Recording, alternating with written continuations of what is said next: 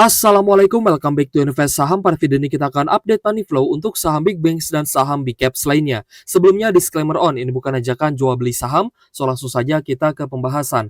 Jadi hari ini IHSG kembali terkoreksi 1,9% di level 6.515 dengan net sell asing yang cukup besar. Di market reguler mencapai 1,4 triliun, sedangkan untuk all market 1,7 triliun rupiah distribusi dari asing. Nah, sebelum kita bahas kondisi market hari ini ya, kita akan update terlebih dahulu terkait dengan prediksi dividen dan juga jadwal untuk RUPS tahunan dan pembagian dividen untuk saham big banks. Yang pertama adalah jadwal dividen saham BBCA. Untuk come date dividen di market reguler itu di 20 Maret 2025. Jadi teman-teman yang ingin membeli saham BBCA untuk mendapatkan dividennya, terakhir beli itu di tanggal cum date-nya yaitu di 20 Maret ya guys ya. Untuk di ex date dividen tanggal 21 Maret teman-teman tidak akan dapat lagi dividen dari BBCA. Sedangkan untuk tanggal pembayarannya ternyata ini setelah liburan Idul Fitri. Jadi di 11 April 2025. Jadi untuk teman-teman yang mungkin ya berharap THR dividen itu akan dibagikan ya menjelang Idul Fitri, ini tentunya teman-teman harus menerima ya guys ya, karena ternyata dividennya akan dibagikan setelah Idul Fitri. Untuk nilai dividen tunai mencapai Rp250 per saham ya dari saham BBCA dan dividen yieldnya itu 2,8%, dan ketika harga turun maka dividen yield ini akan semakin tinggi. Mungkin bisa mencapai 2,9 sampai 3% untuk teman-teman yang berani buy on weakness. Sedangkan kita akan update ya terkait dengan dividen Bank BRI, Bank Mandiri dan juga Bank BNI yang tentu saja akan menyusul. Nah, di sini untuk jadwal RUPS tahunannya, Bank BRI itu akan menggelar RUPS itu di 24 Maret, sedangkan Bank Mandiri setelahnya ya di 25 Maret dan Bank BNI di 26 Maret. Jadi 3 hari berturut-turut ya Big Banks ini akan menggelar RUPS tahunan. Sedangkan untuk asumsi dividennya ya, di sini kita akan coba bahas ya guys ya, karena meskipun kita tidak menghitung langsung, tapi tentunya kita berharap bahwa dividen payout ratio-nya ini akan ada kenaikan, sehingga estimasi dividennya pun bisa naik dan lebih besar lagi. Karena tentunya dividen yang akan dibagikan oleh big banks itu nantinya akan dikelola oleh Danantara dan masuk ke portfolionya Danantara. Jadi ya ada harapan lah untuk kita ya para investor di bursa saham tentu saja yang memegang saham-saham big banks untuk bisa mendapatkan dividen yang lebih besar, yaitu harapan kita juga.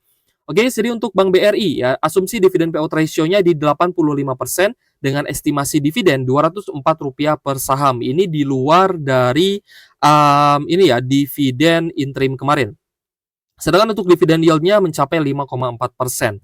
Sedangkan untuk Bank Mandiri ya asumsi dividen payout ratio-nya 60% dengan estimasi dividen itu Rp359 per saham dengan yield 7,5%. Sedangkan untuk Bank BNI ya asumsi dividen payout ratio itu 60% dengan estimasi nilai dividen Rp345 per saham dengan yield 7,7%.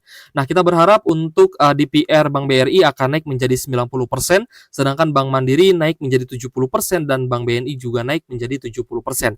Tinggal kita lihat nanti ya apakah ada kemungkinan itu bisa terjadi saat RUPS, tapi biasanya memang akan diusulkan terlebih dahulu ya oleh direksi dari perbankan besar itu sendiri ya guys ya. Kalau misalkan ada usulan ya DPR-nya dinaikkan, maka tentu saja itu bukan hal yang mustahil ya untuk terjadi, karena kita lihat beberapa saham pun yang memang pernah menaikkan batas dari dividen payout ratio-nya seperti itu. Oke guys, yang pertama kita akan analisa dan kita akan update money flow-nya ya untuk saham BBCA dengan menggunakan fitur chart dan banda detektor dari Stockbit Sekuritas, aplikasi saham terbaik yang saya gunakan untuk berinvestasi. So, jika teman-teman ingin menggunakan fitur-fitur yang lengkap dari Stockbit, silahkan teman-teman mendaftar dengan link yang ada di kolom deskripsi. Karena tentunya fitur dari Stockbit ini akan selalu di-improve dan juga teman-teman bisa mendapatkan update news terbaru ya guys ya dari Stockbit Sekuritas, seperti itu. Nah, di sini kita akan menggunakan fitur chart ya, di mana BBCA hari ini ada koreksi 2,5%, close di Rp8.750 per saham, dan kita lihat memang hari ini ada gap down, yang artinya ketika open market itu harga sahamnya langsung turun ya ke 8.800-an. Jadi kemarin itu kan close di 8.975 ya guys ya, di tanggal 13 Maret close di 8.900-an. Nah, hari ini open di 8.800, berarti memang ada open gap down. Sedangkan untuk BBCA hari ini juga ada big distribution. Ini terlihat ya dari banda detektor Stockbit, di mana kita bisa langsung melihat ya secara average atau rata-rata apakah sedang terjadi distribusi atau akumulasi. Yang tentu saja fitur ini akan sangat membantu kita ya mensimplify ya analisa yang kita perlukan ya untuk sebelum membeli saham seperti itu. Untuk analisa money flow secara periodik ya guys ya, teman-teman bisa rubah saja tanggalnya. Misalkan di 1 bulan terakhir ya, teman-teman bisa rubah tanggal dan juga bahkan bulannya gitu ya. Sehingga nanti teman-teman bisa melihat big picture ya atau gambaran yang lebih luas terkait dengan analisa akumulasi atau distribusi yang sedang terjadi di sebuah saham. Jadi untuk BBCA hari ini secara average atau rata-rata itu ada big distribution ya guys ya. Di sini kita lihat asingnya jualan cukup besar. Ada AKZ, PB, BBK, KZ dan juga AG yang terpantau distribusi. Sedangkan investor domestik dan juga retail terpantau melakukan pembelian atau akumulasi. Jadi hari ini asing itu net sell 501 miliar dan saham BBCA menjadi saham yang paling banyak dijual oleh investor asing. Kita sebenarnya melihat ya bahwa di beberapa hari terakhir memang sudah overbought ya atau jenuh beli dan belum ada tanda-tanda turun lagi nih ke zona oversold. Jadi masih ada potensi untuk penurunan kembali. Meskipun ya kemarin kita sempat melihat data inflasi Amerika Serikat yang mana data inflasinya turun. Kita berharap The Fed akan segera pangkas suku bunga dan akan berdampak positif untuk saham perbankan. Tapi pada kenyataannya ternyata hari ini kita melihat bahwa distribusi asingnya semakin besar ya guys ya. Nah ini kita akan bahas juga untuk saham perbankan dan juga saham big caps lainnya. Yang kedua adalah Bank Mandiri menjadi saham yang juga paling banyak dijual asing. Hari ini untuk Bank Mandiri masih close di harga yang sama di Rp4.740 per saham. Masih cukup sideways terutama di 5 hari terakhir dan kita lihat hari ini ada sedikit distribusi ya terutama dari BK, YUKZ, lalu ada AK, GWTP dan juga AI ya guys ya. Tapi hari ini net sell asingnya cukup besar 267 miliar rupiah. Jadi untuk Bank Mandiri apakah ini posisi yang bagus ya untuk beli? Kalau untuk dividen ya guys ya, saya rasa di level saat ini pun tidak masalah untuk teman-teman yang mungkin ingin DCA atau beli lagi Bank Mandiri di harga murahnya. Kalau misal teman-teman ingin dapat harga yang lebih murah berarti teman-teman incar di bawah 4.700-an. Nah, hari ini sempat ke area low di 4.640 ya sebenarnya. Namun area support yang cukup kuat ada di 4.500-an sehingga layak untuk kita pantau. Terutama untuk teman-teman yang mungkin ingin mengincar harga murahnya ya untuk saham-saham perbankan besar ini. Kita lanjut ke BBNI. Untuk Bank BNI hari ini ada koreksi 2,2% di level Rp4.430 per saham. Dan kita lihat juga ada distribusi yang cukup besar, terutama dari BB, lalu ada ZP, YUK, ZKK, LG dan juga TTP ya guys ya. Dengan net sell 131,2 miliar untuk saham BBNI hari ini. Dan kita lihat masih cukup sideways, terutama di 1 minggu terakhir ya. So untuk BBNI apakah ada potensi untuk turun lagi? Ya kita lihat memang saham-saham big banks itu masih di zona overbought ya atau jenuh beli. Jadi masih ada peluang. Ya peluangnya masih besar untuk big banks bisa kembali terdiskon. Jadi saya himbau ke teman-teman kalau misalkan pun mau DCA, teman-teman tetap harus bertahap. Harus sabar. Ya guys ya, jangan sampai teman-teman tergesa-gesa, terburu-buru dan all in di satu titik. Saya rasa itu kurang bijak ya untuk di kondisi saat ini di mana asingnya sedang net sell, masih ada harga diskon ya di harga yang lebih murah tentunya. Kita lanjut ke BBRI. Untuk Bank BRI hari ini ada koreksi 1,3% di level Rp3.750 per saham dan juga ada distribusi ya terutama dari KZ dan juga AK dengan net sell Rp93,3 miliar rupiah. Jadi kalau misal kita lihat ya mirip-mirip untuk saham big banks rata-rata masih di zona overbought baik itu BBRI, BBNI, Bank Mandiri dan juga BBCA ini semuanya masih berada di zona overbought atau jenuh beli. Ya, kalau misal kita lihat masih ada potensi untuk turun ya dan kita akan tunggu di zona oversold-nya. Kalau misal sudah ada di zona oversold, kita bisa beli lagi bahkan mungkin di harga yang lebih murah. Jadi untuk saham BBRI kalau misal teman-teman mungkin masih ingin wait and see ya, saya rasa tidak masalah juga. Tapi untuk all in ini belum waktunya ya karena pastinya banyak juga ya teman-teman investor yang setiap penurunan bilangnya all in gitu ya. Padahal masih ada potensi untuk harganya bisa lebih terdiskon lagi. Jadi lebih baik ya kita cicil bertahap saja dan kalau misalkan nanti ingin take profit pun teman-teman bisa take profit secara bertahap ya agar mental teman-teman itu juga tidak buyar gitu ya. Karena kita tentunya tidak akan pernah tahu di mana area bottom-nya, di mana area top-nya, itu kita tidak akan pernah tahu. Jadi di setiap kenaikan kita ambil posisi untuk take profit dan di setiap penurunan kita ambil posisi untuk akumulasi kembali ya.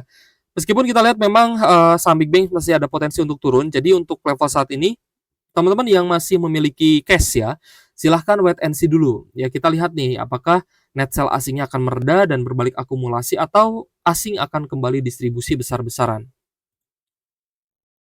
Kita lanjut bahas Adro ya guys ya, karena untuk saham yang hari ini ya banyak dijual asing juga, Adro ini termasuk. Ya, Adro ada koreksi 2,9% di level Rp1.810 per saham. Dan jika kita lihat, memang secara minor ya, di sini sudah jebol support. Support kemarin adalah di 1840, hari ini close di 1810, yang berarti Adro ini mulai patah tren. Hati-hati ya dengan saham yang patah tren seperti Adro ini, ada potensi ke harga yang lebih murah lagi, bahkan bisa saja lanjut downtrend. Hari ini meskipun cukup netral ya, ada domestik yang akumulasi, namun asingnya ada net sell 48,2 miliar, terutama distribusi dari ZP, AK, dan juga BK. Jadi untuk Adro nanti kita akan coba cari next support ya guys ya. Nah di sini sebenarnya next support-nya Adro itu cukup jauh ya, cukup jauh guys, karena, kembali lagi harganya ke beberapa tahun sebelumnya, gitu ya. Nanti kita akan carilah ya untuk next support Adro itu di level berapa. Tapi kalau misal teman-teman ingin menggunakan, Pivots Auto ya guys ya, di sini juga bisa ya, sebenarnya ada next support di 1.700 dan 1.500-an. Tapi saya lebih, ini ya, lebih prefer ke level support di historicalnya seperti itu. Nanti kita akan coba rubah ya ke monthly chart gitu ya, agar kita bisa menemukan supportnya Adro. Dan untuk Adro sendiri ya kita lihat bukan hanya Adro ya, AAD juga ada koreksi, ADMR juga masih ada koreksi. Jadi ya kita lihatlah koreksinya akan sampai di mana dan sentimen apa yang bisa membuat saham-saham ini bisa kembali rebound. Selanjutnya kita bahas Astra International. Untuk ASI ada koreksi 2,3% di level Rp4.620 per sahamnya. Hari ini banyak sekali saham yang terkoreksi guys ya, bahkan ada yang koreksi cukup dalam juga. So untuk Astra International ada distribusi terutama dari ZP, CC, dan juga YU, dan net sell asing mencapai 14,5 miliar. Dan kita lihat ya hari ini bukan hanya saham big cap saja, tapi saham Konglo lainnya juga ikut terkoreksi. ADI hari ini terkoreksi 1,5% di level 6.475, lalu ada ADMR juga terkoreksi 1,12% di 885. Jadi saya himbau ke teman-teman yang sudah cuan ya, yang sudah bottom fishing dan tiba-tiba harganya naik dan cuan ya, teman-teman silakan take profit ya. Jadi jangan sampai teman-teman tidak take profit karena harga saham di kondisi saat ini bisa saja kembali ke harga beli teman-teman, atau bisa saja BEP ya guys ya, atau balik modal, atau bahkan mungkin bisa saja balik rugi. Jadi hati-hati ya, dan tetap ingat jangan lupa take profit. Untuk Astra International ini kan sampai area bottomnya ya di low 4.370, sempat naik 12% ya. Jadi setidaknya teman-teman dapat lah ya 9-10%. Saya rasa itu sangat bagus ya jika teman-teman bisa profit 9-10% di saat kondisi market sedang turun seperti ini ya, daripada teman-teman ibaratnya hanya melihat ya porto kita naik turun gitu guys ya, kadang merah kadang hijau gitu ya. Ya lebih baik kita ketika hijau segera take profit gitu ya.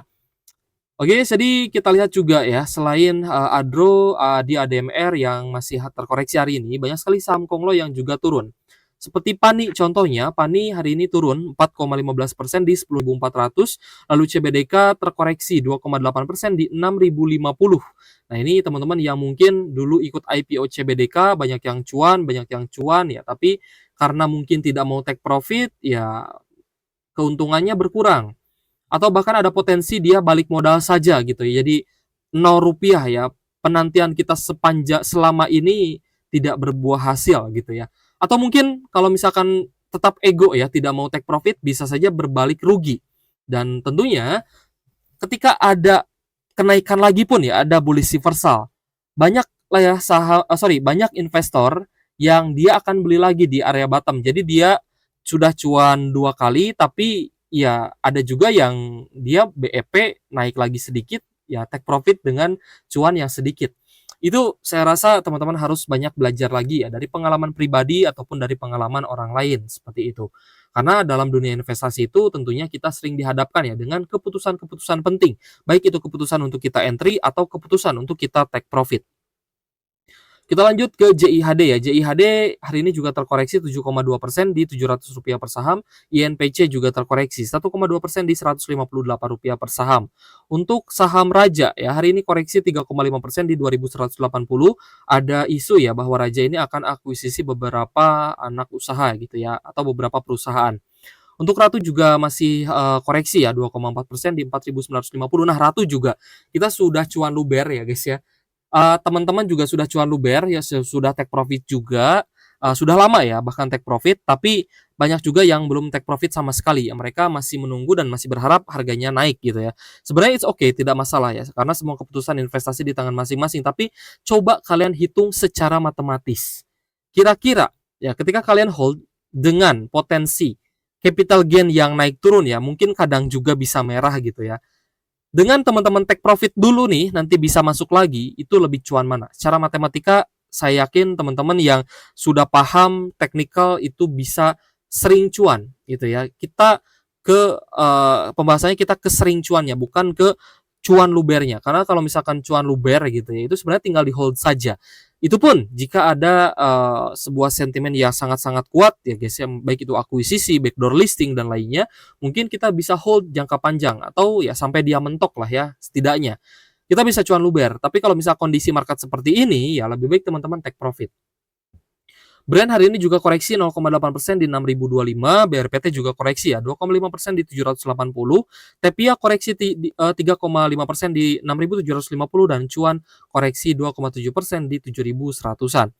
Oke guys, kita melihat memang kondisi ekonominya sedang kurang baik ya, apalagi Presiden Donald Trump itu juga menaikkan tarif impor untuk beberapa negara ya, dan saya sempat dengar ya guys ya ungkapan atau pendapat dari mantan Presiden Susilo Bambang Yudhoyono ya atau SBY ketika ya perang dagang itu terjadi atau kenaikan tarif impor itu terjadi, sebenarnya trade war itu akan merugikan semua pihak gitu ya. Tidak akan ada pemenang. Jadi merugikan Amerika Serikat, juga merugikan China, Kanada, Meksiko dan negara-negara lain emerging market seperti di Asia ini juga tentunya ya akan sangat berdampak negatif gitu ya. Tapi kita melihat ya bahwa Presiden Donald Trump tetap kekeh dengan pendiriannya. Nah, kita melihat ya bahkan ternyata harga emas di dunia ini pecah rekor baru ya guys ya. Tembus 3.000 US dollar per onsnya. Ya, jadi teman-teman ya kalau misalkan kita mau flashback ya, ada alasan ya kenapa Warren Buffett itu sejak pertengahan tahun 2024 itu sudah banyak hold cash. Karena mungkin beliau melihat bahwa ekonomi dunia ini akan mengalami sebuah krisis dan itu bisa kita lihat ya dan bisa kita evaluasi benar atau tidaknya dari harga emas yang naik. Nah, biasanya ketika krisis akan datang harga emas ini akan cenderung naik dan menjadi pilihan pilihan para investor asing ya untuk berinvestasi. Bahkan bank besar pun ya, bank China itu juga banyak memborong emas gitu guys ya. Nah, ini hanya sekelumit saja. Oke guys, jadi untuk teman-teman yang ingin menggunakan fitur-fitur lengkap dari Stockbit, silahkan teman-teman mendaftar di Stockbit dengan link yang ada di kolom deskripsi. Kita akhiri pembahasan pada video ini, semoga bermanfaat untuk teman-teman. Thank you for watching, see you on the next video. Wassalamualaikum warahmatullahi wabarakatuh.